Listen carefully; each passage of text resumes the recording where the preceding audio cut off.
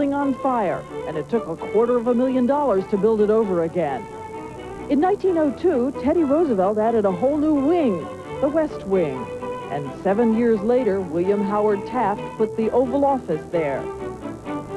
In 1927, Calvin Coolidge defied George Washington and turned the attic into a third floor with extra bedrooms for guests and children. And by 1942, the presidential staff had grown so large, the East Wing was added. Now the First Lady has her offices there.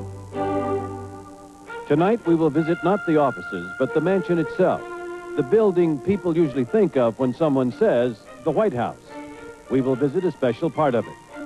Many Americans touring the White House have had a glimpse of the first floor, the state floor. At the west end lies the state dining room, where glittering formal dinners are held for distinguished visitors. The blue oval room, graceful and elegant, is at the center rear, looking out on the south lawn. The East Room, located on the floor's other end, is the scene of parties, the signing of formal treaties, and presidential news conferences, set against the backdrop of the grand cross hall which connects these historic rooms. But above the state floor, no tourist may venture. It is here that the first family actually lives, in quarters designed for relaxation, and to the extent any president can experience it, privacy. It is to the second floor of the White House that we go tonight to visit with the President and Mrs. Bush. Good evening. Welcome, welcome, Diane. Welcome to the White House. Thank you, President. Sam, excuse me. Welcome, sir, to the White House. We're delighted to have you here. And we're expecting us, right? we are expecting you, and should we look around? Oh, let's do. Now, All this right. is the floor you call home, right? Yes, it is. Or do you ever really feel at home in a White House? Can you? Let Barbara answer that one. You We do feel at certainly home do. because we have so many friends and family here, and everybody in this White House wants to make us feel at home. This and ramp, we really do. This ramp is a little different. Interesting, because Franklin Roosevelt, this was really put in because of his infantile paralysis. He was in a polio. wheelchair. Could go up and down in a wheelchair. Then it was modified when President Truman was here, made a little less rampish looking. This is sitting room, one of them? This is the East sitting room, and I always look at this room and think of Nancy Reagan, who made the whole house sparkle, but she said that her mother and father always had breakfast here when they visited, so it's sort of a warm, poignant feeling. Now, this is the end of the hall where the guests stay, particularly the state guests, right? That's right, that's right. With the historical room. So why don't we divide up? We'll go in the Lincoln bedroom and see you all in a moment. Ladies All first. right, thank you very much. Into the Queen's room. Into the Queen's room. Used to be the Rose guest room, but now it's been called the Queen's room because this is where 5 queens have stayed. I won't give you a quiz, but I guess Queen Elizabeth was the last one. Well, she came as a young princess, and she brought this mirror with the painting by an unknown artist as a present from her father, really. But her grandmother came too. The Queen Mom came with the Roosevelts, and then 2 Wilhelmina and Frederica and the other Dutch, who I've now forgotten, of course, looking at you face to face. Well, that's all right. I probably don't look much like her. But this bed has been lived in by people other She's than... very grateful. Please. By people other than queens. That's right. For instance, you've had guests like who? Mo Bandy, Crystal right, Gale? that's right. How do you decide who gets to sleep in this majestic room? Well, I think most people, in all honesty, really want to sleep in the Lincoln bedroom. But Winston Churchill didn't. no, Winston Churchill liked this room, and I know Susan Eisenhower told me that once Winston Churchill, when he was visiting Ike, not Roosevelt, he'd always stayed here with Roosevelt, had been put in the Lincoln bedroom. In the middle of the night, they went and found the lights on and no Churchill, and everybody was so worried. He just had padded across. And I understand he was not well-dressed when he padded across. It and was tucked said into by the- historians that he occasionally went in the buff. I'd heard that. You wouldn't allow that? I would certainly allow it. I just wouldn't look. Your first guest here was what? George's mother, who slept there, and she's a tiny little beautiful creature, and she slept in that bed. This bed, incidentally, came from Andrew Jackson's home, the Hermitage. But when so she it's sort was of here, special. When she was here, there's a story you tell about the Well, window. it's a true story. She came over the day after the inauguration when we opened the house, you know, to all the people. And she came over here, and she looked out the window, and she saw the tourists, so she waved at them a lot. And then all of a sudden, I came in and was watching her and was so touched, and I came up next to her, and I think they recognized me, too. And people sort of 80 people who didn't know each other suddenly burst into... you were back here. Yeah, and they sort of burst into God Bless America. It's one of the most touching, sweetest things you've ever known. There are a lot of paintings on the wall, but I understand that's your favorite. That is. There are mostly women in this room, but this is Lucy Payne Todd, who was Dolly Madison's sister. No, fine figure of a woman. Now you cut that out. And Lucy was the first bride in the White House.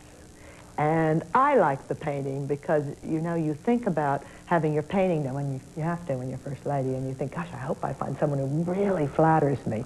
So I look at this and I say, there hangs Lucy, balding of head, 5 o'clock shadow, double chins, and I think, what did Lucy really look like? If that picture flatters her, what's she really look like? I know a painter who will make you look like Princess Grace. I'll take it. These paintings are wonderful, but there's something in here that I'd like you to show us because it has a real historical That's right. for This this is country. from the first printing of the sheet music of the Star-Spangled Banner by Francis Scott Key, and it was printed in 1820. And it's sort of nice to see because it's one of many treasures in the White House that have been given by private friends. So that's nice, and it's a wonderful treasure. And you find them tucked all around this beautiful house. Right across the hall. Let's join Diane and the President in the Lincoln's bedroom. All right, let's do it. Mr. President, is this the guest room most prized by guests? I think it is. This is the famed Lincoln bedroom in which Abraham Lincoln never slept. But let me show you this. This is just a plaque, but it talks about the Emancipation Proclamation, which was signed here January 1st, 1863. And that in itself says a lot about this room. Signed here in Signed this room. in this room by Lincoln, who tried to steady his hand because he didn't want to sign it with anything but firmness, this plaque says. But there's so much in this room. Let me show you this, this picture. The night is the night before the signing, and it's a lovely picture depicting these slaves who are about to be freed, waiting for the stroke of midnight.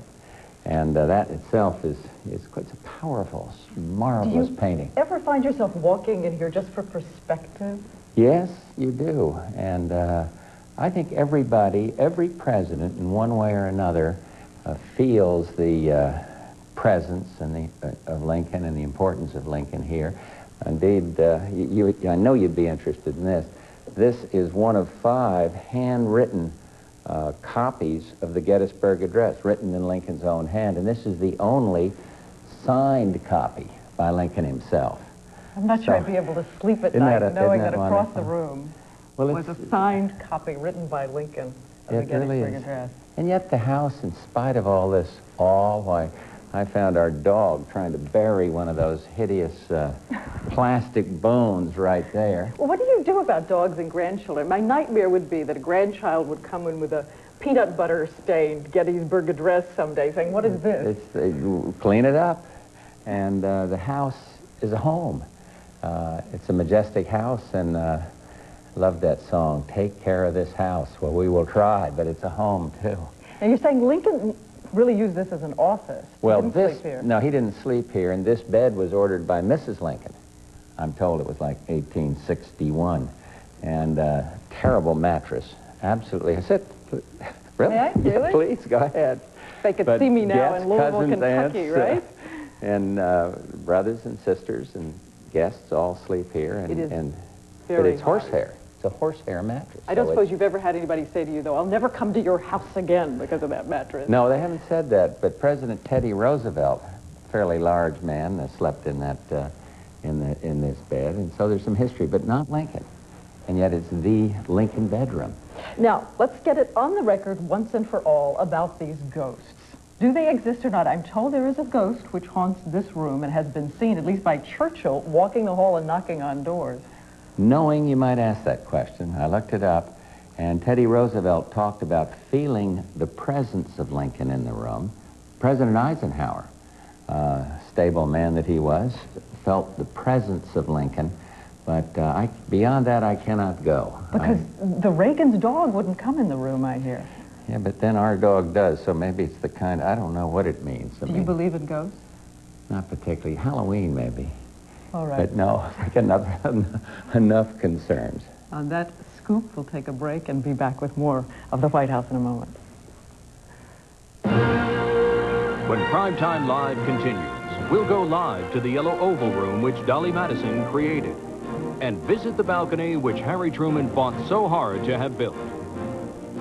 Primetime Live, brought to you by Ford and your Ford dealer, together winning the world over with the exciting line of 1989 Ford cars. Have you driven a Ford lately?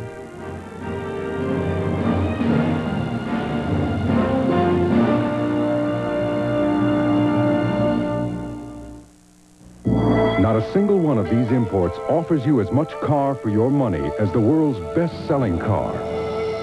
In fact, Ford Escort offers the features they do, plus air conditioning, premium sound system, tape cassette player, and a 660 powertrain warranty, all for less money, making Ford Escort a better value and leaving the imports in the dark. See your dealer now for low financing or special savings during the official Ford clearance. We're about to prove a point. On the right, a pie wrapped in saran wrap. On the left, Reynolds and Glad. Knowing the bear won't eat what he can't smell, which one holds an odor and freshness better? Saran wrap. Nothing protects food better. Greetings! I'm Spiffits for the bathroom. Tough towels and a powerful cleaning concoction. All in one, so I clean and deodorize in just a wipe. Try me and the 4 other Spiffits. Give us a try. We cut the work down to a wipe. It's a laugh, it's a cry. It's the start of a new romance. It's a memory, it's a daybreak. It's a whole new way for you to celebrate. General Foods International Coffees introduces new naturally decaffeinated Swiss mocha. Decaffeinated, so you can celebrate anytime. Celebrate the moments of your life. Every once in a while, the perfect combination comes along. New minute microwave dishes and your microwave. Just add water, and in one step, you'll get rich, creamy side dishes, each in its own microwavable tray. Favorites like pasta and cheddar cheese, or chicken-flavored rice that taste great coming out of your microwave because they're specially made to go in. Quick, easy, delicious new minute microwave dishes from Minute and your microwave. They're made for each other. Tomorrow, how mature workers are picking up the slack left by their younger counterparts. Also, Joanna Kearns on her role in the Preppy murder on Good Morning America tomorrow. I want you to be someone important. Sunday. I want to meet him. Oh, my baby. He's a good boy. I told you it was an accident. Danny Aiello, Joanna Kearns, William Devane. A world television premiere based on a true story. The Preppy Murder, Sunday.